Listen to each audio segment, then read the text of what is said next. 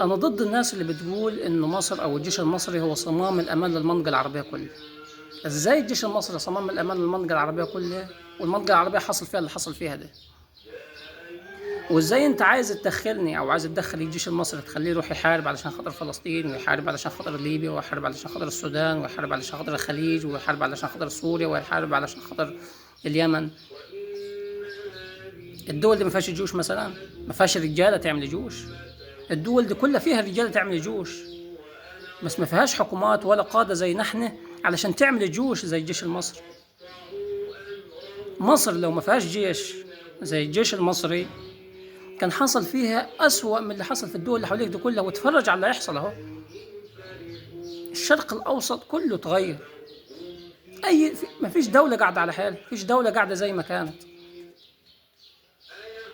فمهمة الشعب المصري ايه ومهمتنا احنا كمصريين ايه؟ ان احنا نحافظ على الجيش المصري ونحافظ على بلدنا من التفكك ومن الدمار والخراب اللي هيحصل حوالينا ده. الجيش المصري ده اللي عمله في 73 واللي عمله مع الإخوان بعد الثورة، وأنا في وجهة نظري يعني إن اللي حصل اللي عمله الجيش المصري مع الإخوان بعد الثورة أهم 1000 مرة من اللي عملناه مع اليهود في 73. لأنه لو الإخوان قاعدين حاكمين مصر لدول قسما بالله العظيم ما كانت في محافظة قاعدة جنب أختها.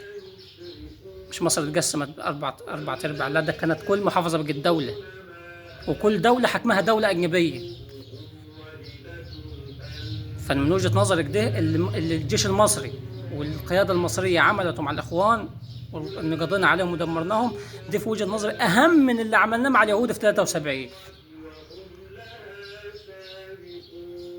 فمهمتنا احنا كمصريين ايه؟ ان احنا نحافظوا على جيش بلدنا، نحافظوا على وحدة بلدنا ووحدة الشعب المصري وعلى الدولة المصرية ككل من التفكك والدمار والخراب. احافظ على جيش بلدي ازاي؟ ادعمه وادعم قراراته وادعمه بدمي، اخش اتطوع فيه، أدي الخدمة العسكرية بتاعتي، جيت دور عليها ما تهربش من التجنيد، ما اشوفش واسطة علشان تطلعني من الجيش، ما اشوفش واسطة عشان تطلعني اعفى. جيش بلدك ده ما كنتش انت تروح ومين هيروح؟ جيش بلدك ده اني وانت واخويا واخوك وبكره هيبقى ابني وابنك وعشيه كان ابويا وابوك. هو جيش بلدنا. فمهمتنا احنا كشعب اللي تتعلم وهو شوف اللي حصل حواليك اهو، ثبت بيدك واسنانك في جيش بلدك وفي قيادة بلدك، علشان لو الحكاية دي اتململت صمتي في 1000 عدو و1000 كلب مستني الغلطة دي تحصل.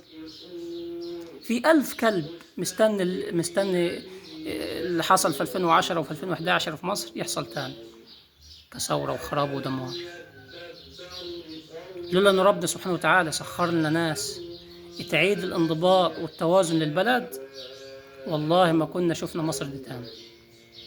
ده كان بيجي حالنا أسوأ من أسوأ دولة حواليك.